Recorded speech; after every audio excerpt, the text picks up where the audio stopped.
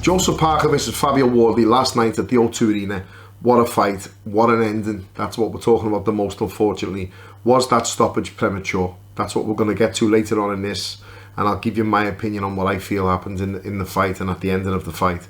But first, what a fight. I thought that was an unbelievable night of action. The heavyweights never disappointed. Every heavyweight that had a name was probably in that building, apart from maybe Anthony Joshua. All the best heavyweights that Queensberry have signed, and they've signed nearly every one of them, were there. It was an unbelievable fight. It was a fight worthy of the #1 spot in the heavyweight division. And I can't believe I'm saying that. Fabio Wardley, who started boxing 10 years ago in the white collar, is now in the #1 position to fight Alexander Usyk for all 4 belts. So what I think happened in the fight, I think it was a very entertaining fight. It was one of the best fights I've seen in a long time. And it's been one of the best fights that I've ever had the privilege really to commentate on. To be able to watch them two fighters go for it the way they did. Bell to bell action, non-stop action. I think one of the rounds, maybe round 7, I was scoring the fight. I've got my score here in front of me from the fight. I think possibly round 7 or 8, if I remember right. I think it was 7. They eased off a little bit, the pair of them maybe had a little bit of a round off, and I said so on commentary on the night. But then after that, and apart from that, it was non-stop action. It was brutal, it was powerful, the speed was there from both fighters. The agility from 2 heavyweight fighters was really good to see also. And I think Joseph Parker bit off a little bit more than he could chew, in the sense that he thought this was going to be a relatively straightforward tune-up fight against someone like Fabio Wardley, who's just give absolutely everything that he's got there in the fight, and he's took his chance with both hands. And it's crazy to think now the position that Fabio Wardley's in, given that he started boxing probably 10 years ago on the white collar scene, when Joseph Parker just won his first world title.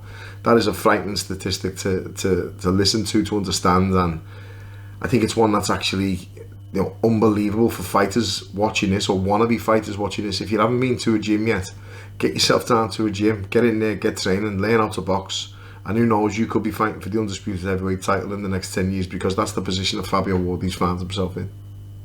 So my expectations before the fight, I made my points clearly, and I said that I think Joseph Parker is going to win this fight and probably stop him late.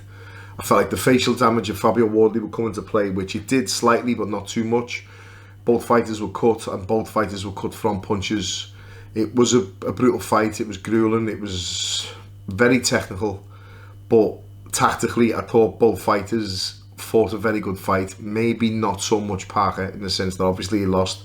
He wasn't supposed to lose this fight, but I think it was through no real doing of his own, except for getting a little bit greedy in stages when he should have just boxed and kept it simple. He was being told to keep it simple from the corner from Andy Lee, and I felt like he didn't really listen to the instructions that he was told, and as a result he's paid a massive price. But for Fabio Wardley to come through the fight the way he did, he wasn't really hurt, in the sense that he wasn't all over the ring, but he said after the fight he wasn't dazed, he wasn't buzzed, and he looked that way, to be honest with you. I felt like I saw a couple of reactions on the big shots that Parker landed with him, but the performance and the whole show, the whole atmosphere, the whole night for him is a proper crowning night, and he's announced himself well and truly on the scene. He's now in a position to fight Alexander Usyk for all 4 heavyweight title belts, and it's probably a position he never ever thought he'd get himself in. In fact, I take that back. I think he would have thought he'd have got himself there in it, but none of us would have thought he'd have got himself in that position. So the main points in this fight for me, the main things that sealed the deal for Fabio Wardley and that sealed the fate for Joseph Parker, was heart, desire, determination, the will to win, the will not to lose, the attitude of never ever giving up. And I think that's what proved it for Fabio Wardley without sounding too cheesy. I think he broke Joseph Parker in the fact that Parker had hit him with his best shots. He'd hurt him. I know Wardley said he wasn't buzzed, but I felt like he was a little bit. And he'd hurt him. He'd hit him with his best shots. He'd landed clean on the chin time and time again. He'd nearly punched himself out a couple of times, Joseph Parker, and inevitably he probably did punch himself out, and that's why he was so fatigued in the round that it got stopped in the 11th round. And I feel like he'd just give everything that he had, and was mentally feeling that this is a man I can't break. And I said it on air, on TalkSport, I said it to Spencer Oliver, he's got to be careful here, Joseph Parker, because he's going to get his own heart broken by someone like Fabio Wardley, who just won't be stopped. And that's inevitably what I think happened. Fabio Wardley's a huge puncher, and as soon as he started landing them shots, after being hit with Parker's best shots, Parker has mentally just probably been thinking, I know what it's like as a fighter. what have I got to do here to beat you now and to make you quit or to put you down and keep you down, because he just couldn't unlock the door. Fabio Wardley, I felt, had a decent defence on the night. He was leaning over to his right a lot, getting out the way of the right hand of Joseph Parker. And the left hook was the shot, but he just wasn't in range to throw at Joseph Parker. The right uppercut worked brilliant all night for Fabio Wardley. I thought it was a really good shot. The jabs from both fighters were phenomenal. The jabs were brilliant. The jab from the heavyweights like them two is like a right hand off other fighters at different weights. And the power in it will have been there for obviously for everyone to see. But I think getting it flush with many of them will do the facial damage as well. And both fighters received a fair bit of facial damage. But as a whole, I was very impressed with the two of them. I think it was one of them fights where they probably, it would have been unfair to have a loser on that fight, but both really likeable lads, both very, very good fighters. I think Joseph Parker will be probably regretting taking this fight when he wakes up in the morning, making the decision that I'm going to have a tune-up fight against someone like Fabio Wardley, because Fabio Wardley has proven now, time and time again, he is in a tune-up fight. So now I'm going to get into the tactics of the fight and the technicalities of the fight, where I think the fight was won and lost last night. I think the fight was won by Fabio Wardley on strength, heart, determination, attitude, pure will to win, and the will and the desire to not lose. And I think you would have had to nail him to the canvas last night to keep him down, and you would have had to really go to a dark place to beat him, because he was a man that wasn't going to be denied last night. And I think Joseph Parker is learning those lessons today, and I think he'll be regretting taking the fight, in my opinion. And I'm not being harsh saying that. I just think he was in a great position. He was next in line to fight Alexander Usyk. He didn't have to take this fight. We said that before the fight, and that's why I felt like Parker knew something that we didn't, and knew that he had the edge. And I picked Parker to win the fight, as I've said before, and I thought he would have done the damage middle to late rounds, and I felt like the fight was actually going that way. I've got my scorecard in front of me from last night, and it was exactly the same as the scorecard on the DAZN TV screen, which I saw by Carl Frampton, which is a nice thing for me, because we do tend to score a lot of fights very similar, or I score fights like him, should I say.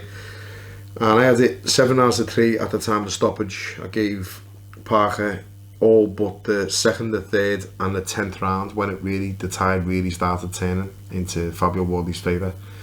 I think tactically the battle of the jabs was great between both fighters. Parker's got a brilliant jab, Wardley's got an equally good jab, and it was a sharp and powerful jab, hard to get out the way of, and one that causes damage to the face, which both fighters had. Obviously, we've seen both fighters cut from punches, which doesn't happen too much nowadays, but the power behind those shots and the force that they were delivering them at. I seen a little video of Joseph Parker this morning when I got back from London, and his face is quite swollen. The same with Fabio Wardley. He's been on the news all day, and he's got a little bit of a swollen face. That's part and parcel of heavyweight boxing for you, or boxing at any weight. But I felt like it would have come into play in the fight, and I felt that Parker would have stopped Wardley late on the cut, and I was wrong, and I'm fine being wrong. I've got no problem being wrong in picking fights, and I will always tell you when I'm wrong in them, and I'll always hold my hands up. How I see a fight going is how I see a fight going.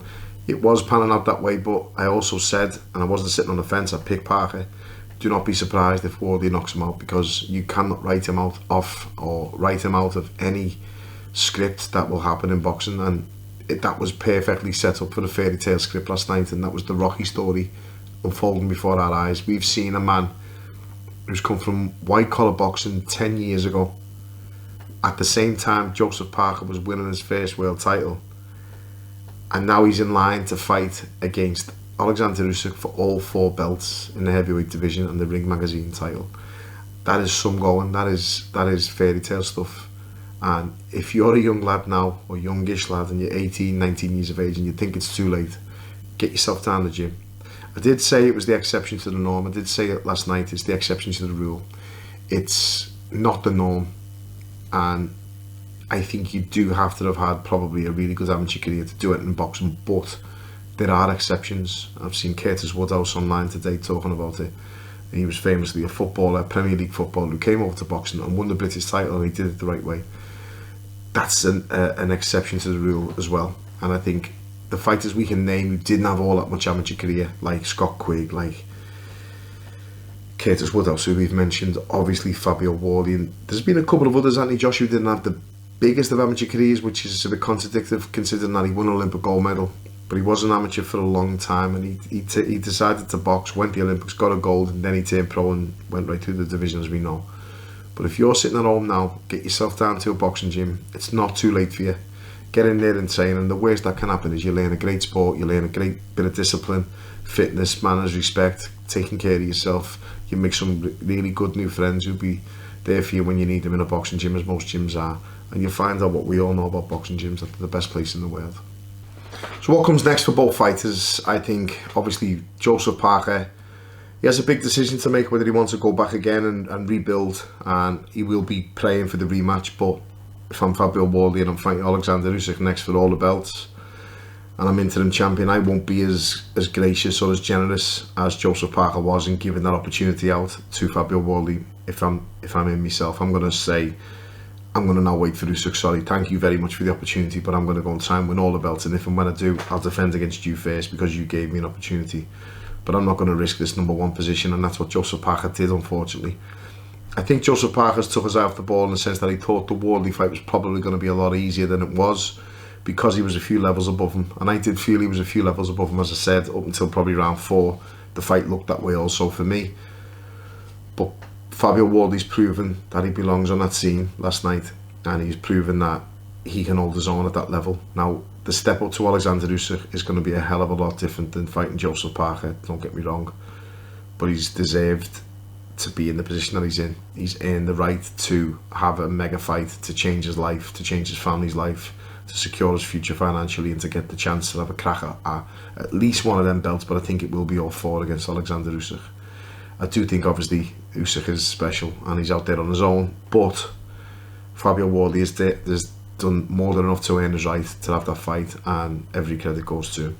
So let's get into it then. The stoppage, was it premature? My answer to it is yes, it was premature, but on the night, sitting there in the front row watching the fight, commentating live, I didn't have many complaints with it because I felt Joseph Parker was done. I wasn't looking at whether the shots were completely landing or not, even if they're hitting the arms and the elbows and the side of the head and not really clean on the target area, they're still going to have an effect that late in the fight after you've been hurt that much. And he was hurt, and I don't feel that Joseph Parker's recuperation skills or skills of recovery would have been as good as Fabio Wardley's were earlier on in the fight, because of the stage the fight was at. First and foremost, round 11, he'd been through a grueling fight. He put a lot into trying to get Wardley out there, and secondly, because of the fact that he put a lot in to try and get Wardley out there, he was probably mentally broken at that time. And I felt like I saw it in Parker's face. I felt like I know from being a fighter myself, if you give someone your best shots round after round after round, you'd have them hurt, and you'd have them on the ropes, and you'd have them really hurt badly, and they just keep coming.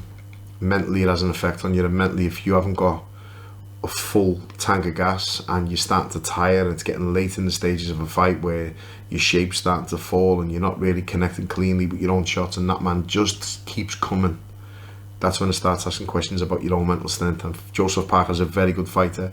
He's a tough man. He's a game man. He's a game fighter. And I'd never ever say that he quit him whatsoever, because he didn't. But that mental toughness phrase, when someone just keeps coming like Fabio Wardley, and I felt like that's what happened last night. He just got mentally broken by the end, and in the end the referee did jump in early, but I think he was just delaying the inevitable. So in the end, it was Wardley that showed all the heart. It was Parker who now has to rebuild, and Wardley will go on to fight Alexander Usyk, possibly for all 4 world titles. If not, then titles will be vacated, and his 2 that he already has will make him a unified world champion. Who'd have thought that 10 years ago when the white collar boxing started?